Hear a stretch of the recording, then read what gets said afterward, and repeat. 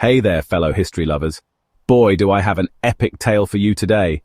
Buckle up, because we're about to dive into the untold story of Boudicca. Picture this, ancient Britain, 60 AD. The Romans think they run the show, but they're about to meet their match. Enter Boudicca, queen of the Iceni tribe. She's not your average ruler. She's got fiery red hair, a voice that could command armies, and a spirit as wild as the British countryside. But who were the Iceni, you ask? Well, they were a Celtic tribe, proud and fierce, living in what's now Norfolk and Suffolk in eastern England. Boudicca wasn't born a queen, you know. She married into royalty, wedding King Prasutagus of the Iceni. Together they ruled their people with wisdom and strength. The Iceni were allowed to keep their lands and their customs, as long as they played nice with the Romans. It was a delicate balance, but it worked, for a while. But then, tragedy struck.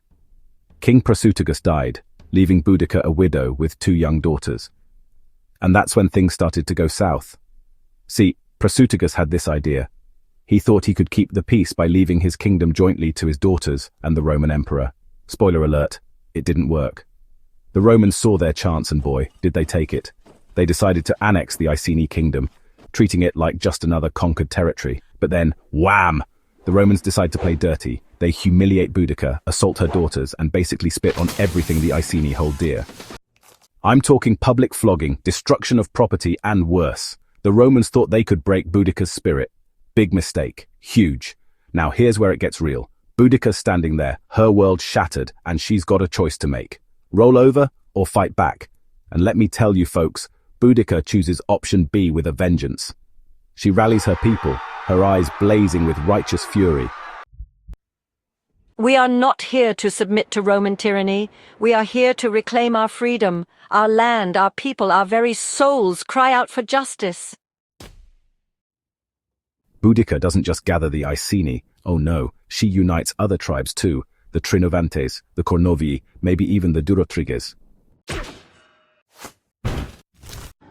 Boudicca and her army tear through Roman settlements like a hurricane. Colchester, destroyed. London, burned to the ground. St. Albans, annihilated. The Romans are shaking in their sandals. They've never seen anything like this fierce Celtic queen and her unstoppable army. Boudicca's forces swell to nearly 230,000 warriors. Can you imagine that? It's like every angry Celt in Britain decided to join the party. But here's the thing about rebellions. They're like shooting stars. Bright, beautiful, but oh so brief.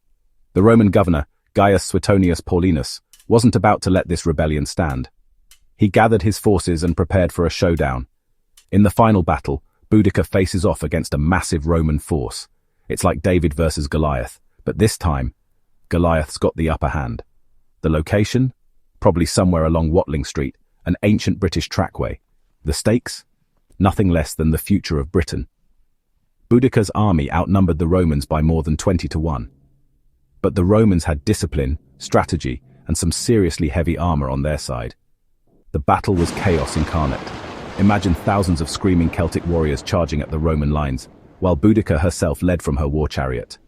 The Roman tactics and discipline proved too much for the Celts' wild courage. The aftermath was devastating. Thousands of Celts were slaughtered, while the Romans suffered minimal losses. It was a total Roman victory. As for Boudicca herself, well, that's where history gets a bit fuzzy. Some say she took poison to avoid capture. Others believe she escaped and lived out her days in secret. But don't think for a second that this is the end of her story. Boudicca might have lost the battle, but she won something far greater: immortality in the hearts and minds of her people.